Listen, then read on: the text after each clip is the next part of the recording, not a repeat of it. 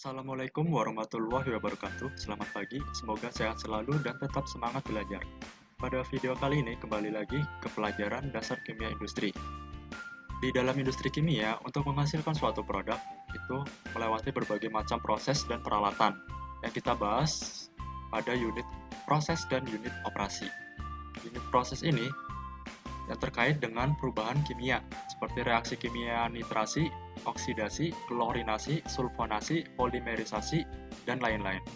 Sedangkan unit operasi itu terkait dengan perubahan fase, baik ke fase padat, cair, maupun gas. Atau juga proses separation, atau proses pemisahan dua zat atau lebih dalam suatu campuran, seperti proses penguapan, penyulingan, pengeringan, kristalisasi, perubahan ukuran, dan lain-lain. Di industri kimia juga dikenal ada dua jenis proses, yaitu proses batch dan proses continue. Proses batch ini, ciri-cirinya adalah dioperasikan menurut porsinya. Jumlah bahan dimasukkan ke dalam proses batch disesuaikan dengan porsi produksi. Proses batch dilakukan untuk produksi skala kecil atau yang menggunakan reaksi kompleks seperti produksi obat-obatan. Operator perlu memperhatikan kondisi proses dengan teliti karena situasi yang selalu berubah pada proses batch. Jika ada kerusakan maupun perubahan pada kondisi proses dapat ditangani lebih mudah dan cepat. Nah, jadi intinya proses batch ini ada bahan yang masuk tapi tidak ada bahan yang keluar. Jadi menunggu sampai proses itu selesai baru bahan itu dikeluarkan. Berbeda dengan proses continue. Proses continue ini dioperasikan tanpa interupsi atau nggak boleh ada gangguan. Bahannya dialirkan ke dalam proses secara terus-menerus, ya, jadi ada bahan yang masuk maupun keluar selama proses. Proses continue dilakukan untuk proses produksi skala besar seperti proses pengolahan minyak. Lebih banyak proses pengendalian secara otomatis. Jika ada kerusakan maupun perubahan pada proses produksi itu lebih susah ditangani. Di sini ada gambar yang membedakan proses batch dan continue ya. Pertama kita lihat gambar di bawah, ini adalah contoh proses batch.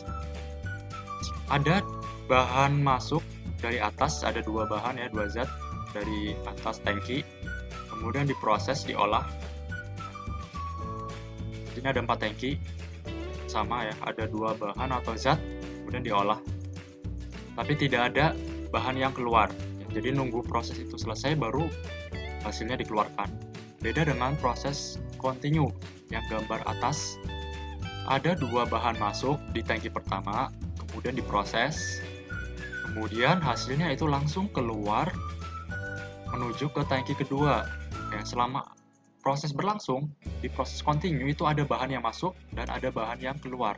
Sedangkan proses batch hanya ada bahan yang masuk. Jadi ini bedanya proses batch dan continue.